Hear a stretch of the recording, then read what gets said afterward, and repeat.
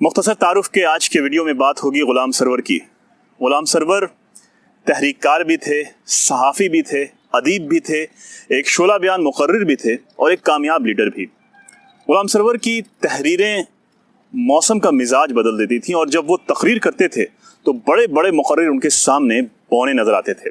غلام سرور نے جس مضبوطی اور ثابت قدمی کے ساتھ اردو زبان کی بقا اور تحفظ کے لیے بہار میں کام کیا اور کامیاب ہوئے، اس کی نظیر ماضی قریب میں کہیں نہیں ملتی۔ بہار میں آج اردو کی جو بھی شان ہے وہ غلام سرور کی جد و جہد کا نتیجہ ہے۔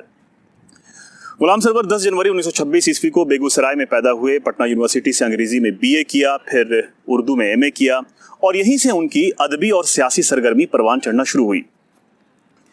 انہوں نے پٹنہ میں بہار مسلم اسٹوڈنٹس فیڈریشن قائم کیا۔ نوجوان کے نام سے انہوں نے اس فیڈریشن کا ایک ہفتہ وار ترجمان نکالنا شروع کیا۔ آزادی کے بعد 1949 عیسوی میں اس کا ایک خصوصی شمارہ ہم کیا کریں کے عنوان سے نکالا گیا۔ تقسیم کے بعد ہندوستانی مسلمان اپنے مستقبل کے لیے فکر مند تھے۔ اس شمارے کے صفحہ اول پر ایک پریشان حال انسان کی تصویر شائع کی گئی، بال بکھرے ہوئے۔ وہ انسان ایک دوراہے پر کھڑا سوچ رہا تھا کہ اب وہ یہاں سے کدھر جائے۔ اس تصویر کے نیچے یہ شعر تھا کہ شیرازہ ہوا امت مرحوم کا ابتر، اب تو ہی بتا تیرا مسلمان کدھر جائے۔ غلام سرور کے خون میں صحافت تھی، بے باک صحافت۔ وہ ایک ویژن رکھتے تھے، اور اس کے حصول کے لیے ان کے دماغ میں ایک مکمل خاکہ بنا ہوا ہوتا تھا۔ غلام سرور کے پاس زبان اور قلم دونوں کی طاقت تھی، اور وہ اس کا استعمال کرنا جانتے تھے۔ وہ نڈر اور بے باک تھے۔ تحریکی اور سیاسی سرگرمیوں اور پھر حکومت کے خلاف لکھے گئے ان کے بے خوف اداریے کی وجہ سے انہیں 6 دفعہ 6 مختلف جیلوں میں قید کیا گیا۔ 1950 عیسوی میں غلام سرور کی شادی گوپال گنج میں اصغر النساء بیگم سے ہوئی۔ ستمبر 1951 عیسوی میں انہوں نے سہیل عظیم آبادی کے اخبار ساتھی کو خریدا۔ 1953 عیسوی سے انہوں نے خود کا اخبار سنگم نکالنا شروع کیا، جو اس وقت ہفتہ وار تھا۔ 1963 عیسوی میں وہ روزنامہ ہو گیا۔ 10 اکتوبر 1953 عیسوی کے سنگم کے پہلے شمارے کے اداریے میں غلام سرور نے سنگم کا تعارف کراتے ہوئے لکھا کہ سنگم دنیا کے سارے انسانوں سے متنفر ہونے کے بجائے ان میں میل جول، محبت، پریم اور خلوص سے پیش آنے کا پیغام دے گا۔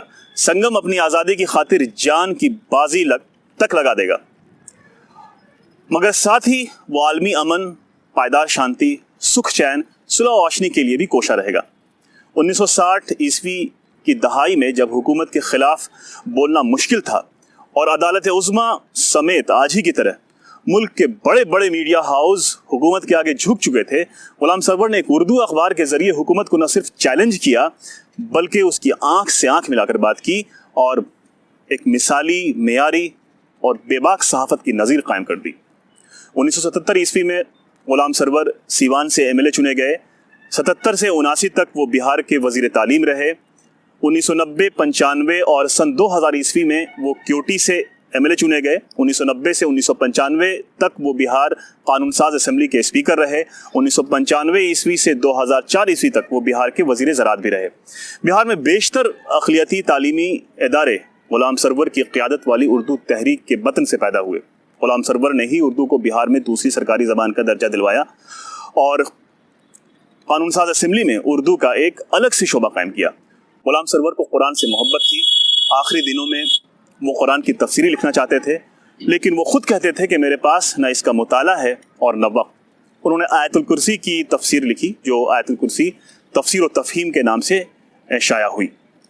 17 اکتوبر 2004 عیسوی میں غلام سرور کا انتقال ہو گیا۔